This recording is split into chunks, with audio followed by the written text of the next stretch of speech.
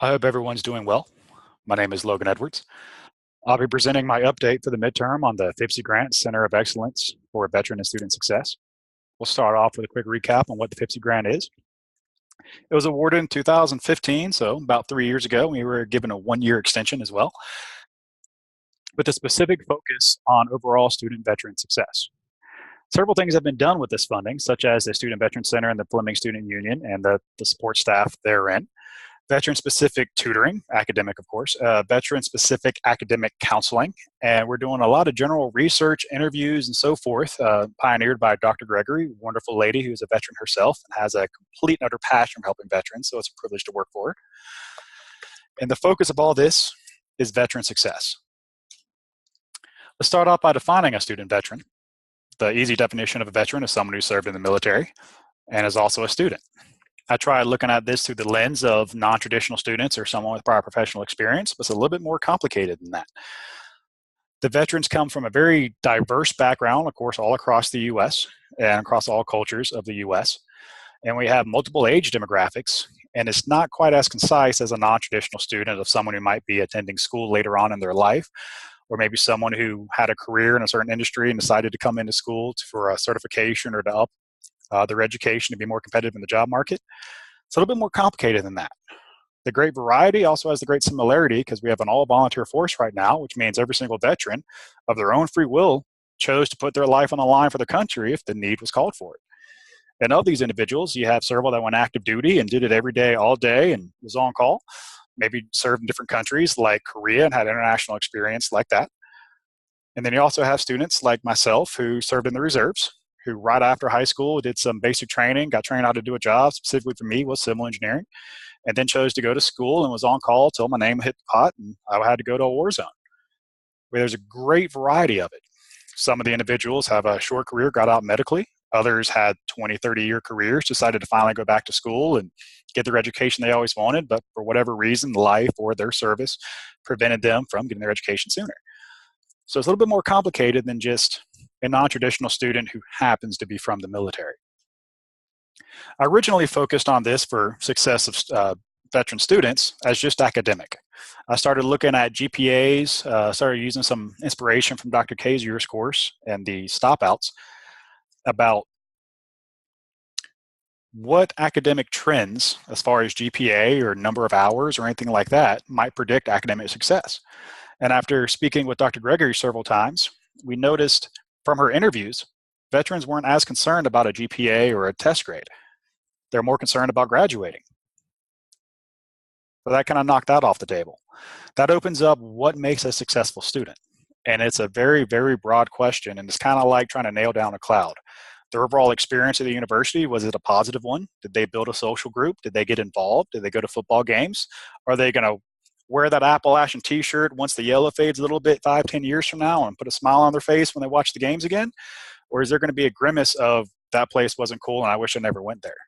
Doesn't that kind of tie into a successful student? What about how much they challenge themselves? You could have a simple, easier program with a higher GPA and higher graduation rate, and they're in and out, and that would be considered a success.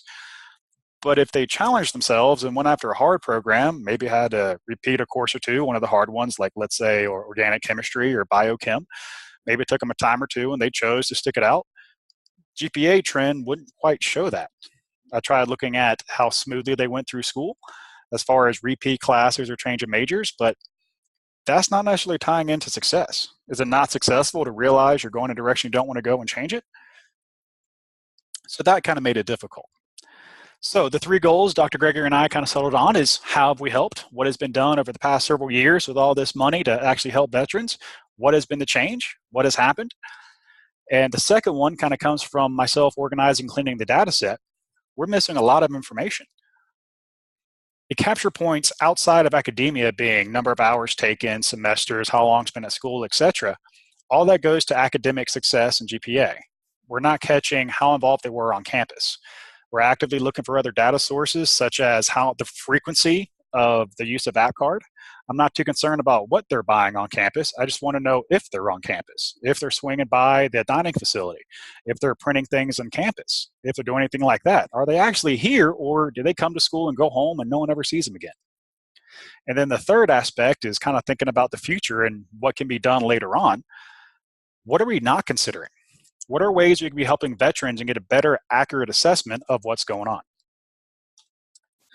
So the existing impact. Did we do what we wanted? Did the Student Veteran Center actually have a positive impact?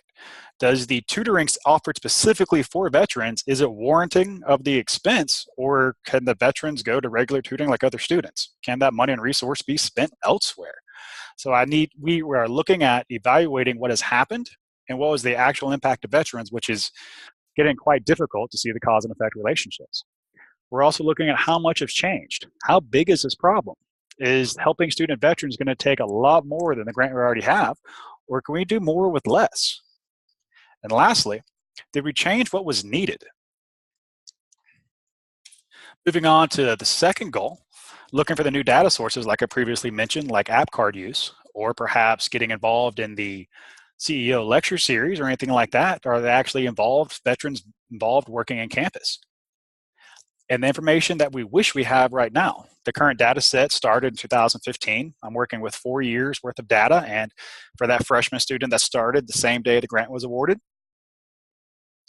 best case scenario and no hiccups, they're just now graduating. I get one window of that opportunity. As we move on to 5 years and further, I'll start getting multiple, of course, as like 1 to 4 and then 2 to 5, et cetera, et cetera. And we're also looking at other data sources. Can we expand our data to what they did at other institutions for the transfer students? And we're also looking for what do we not understand inside of our data set? What aspects are we not actually grabbing? What things can we get that actually give us more information? The third goal is something Dr. Gregory spoke with me about and opened my eyes to how much work is actually needed here.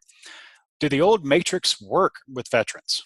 Traditional matrix such as SAT scores and high school GPAs are used for getting into college. That's pretty standard. No one's surprised when they ask you that. Why isn't anyone asking veterans, what rank did you receive? Hypothetically, let's say you had a low high school GPA. Maybe you weren't that great of a student back then. But then you spent 4 years or 6 years active duty in the military getting trained in, I don't know, foreign language out in California with over a year-long school to learn Arabic. Can we overlook your high school GPA? Is that as important? What if you moved up to the rank of staff sergeant, E4, E5, moving on up the chain? You've had extensive leadership training. You've been in management positions. You've had to write plenty of reports, report to plenty of people, and had a lot of responsibility. Do we really need to look at your high school GPA anymore, or can we take a demographic used in the military, some performance evaluations, that can supersede it? This isn't surprising when you look at individuals that picked up another certification that's looked at, but are military medals looked at? I myself applied to, the first time I applied to this program, I had 3 medals on my resume, but it seemed to be my GMAT score was more focused on. Was that the right thing to do? We need to look into these things and try to find it out. We're looking at the advantages veterans have. Per Dr. Kazier's research, I got familiar with my first semester here, student veterans have a higher percentage of returning after stopouts. They seem to show a determination, ironically the same determination they show the enemy in winning and not running away. They show in achieving their goals of getting a degree. Does that mean we should, I don't say lower the standards, but be more empathetic of those who are less competitive in getting in the program with their understanding? It might take them a little bit longer, but they'll get it done. And also, what aren't we thinking of? Other aspects of the military, such as leadership training needed to move up from an NCO to a senior NCO, which is non-commissioned officers, sergeants to senior sergeants. Can that count for leadership training? Can they get college credit for it? What is actually applicable and what is a one-to-one transfer? Is that an actual option with this? And looking at the existing limitations of the data set, as I've said before, we need more data. I would love for the data set to be 10 years old, but right now we just don't have it. We're also looking to get a more complete picture of the data. And as I've spoken to other veterans and asked about their issues on campus, asked about what they got involved in, what they would like to see, pretty much telling them, we have money to help you, how can we help? It's kind of hard to find an answer, even when sitting across from them. So looking at these limitations, developing an architecture of perhaps surveys, student involvement, other ways to get checked, actively responding or looking into performances halfway through the semester to see if there needs to be some sort of intervention on tutoring or some sort of counseling. We need to get more information. We need more of a complete picture. But every single aspect of data I've looked into, such as how many times they've gone to the gym, There's so many other ways that they could have gotten a workout in, such as at their apartment complex or just like to run hills, et cetera, et cetera. I can't just look at, are they using the gym? And if so, that's great. If not, they still could be enjoying it, going on outdoor trips. I just don't have a data collection point. So the actual data to evaluate how successful veterans are on campus is going to be generated more of a collage, not just from one single source, such as academic information. As mentioned previously, app card uses and frequencies are something I'm currently trying to chase down. I'm not looking for what they spent money on. I'm more looking at of when and how often. Are they going to the library printing off things consistently before class? Are they maybe buying sodas and I get to see that they're at the library at 9 o'clock at night? I don't care how many they bought, if it was coffee or soda or donut. I just want to know, are they using the library to study and are part of the university system? The Appalachian card swipe, such as the special events, the CEO guest lecture series, or perhaps when you go swipe your card going to an athletic event, that could be another indication they're actually involved on campus instead of just going to classes, submitting homework, and going home. This is going to be a collage to get the full picture. There's not one way to look at this to know the answer.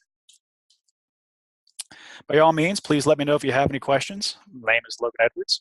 Email is edwardslw@appstate.edu, which is Echo, Delta, Whiskey, Alpha, Romeo, Delta, Sierra, Lima Whiskey at appalachianstate.edu.